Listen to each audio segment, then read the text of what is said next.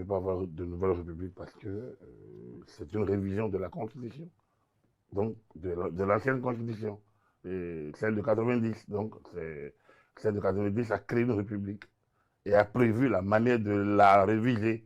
Et elle a été révisée, disons, conformément à la manière dont elle devait être révisée, c'est-à-dire on n'a pas touché à l'intégrité du territoire, on n'a pas touché à la laïcité de l'État, on n'a pas touché à la forme républicaine de l'État. Donc du coup, ces trois notions étant au niveau de l'article 156 de la Constitution, on ne peut pas dire qu'il y a une nouvelle république. Donc du coup, les députés ont estimé qu'à l'horizon novembre 2025, donc, et pour les prochaines années, il fallait changer un peu de cap et puis rééquilibrer les pouvoirs, créer, gérer un certain nombre d'équilibres afin d'éléments, notamment relatifs à la moralisation de l'action et de l'activité politique.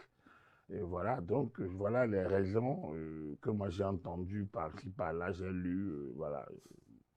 Il y a, ce que je peux peut-être déplorer, c'est toujours l'absence du débat public. C'est-à-dire que, c'est vrai, ça a été annoncé à la rentrée parlementaire, donc ça a laissé une semaine, 2 semaines, mais ça aurait été bien de lancer ces idées plus tôt et que ça fourmille.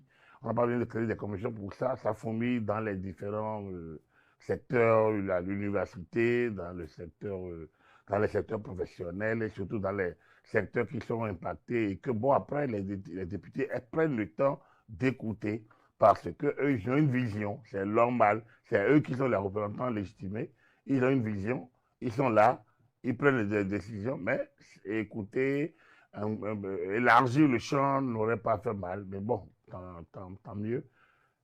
Pour moi, c'est eux qui ont la légitimité de le faire, ils le font, donc ils ont jugé utile de le faire et ils l'ont fait. Voilà.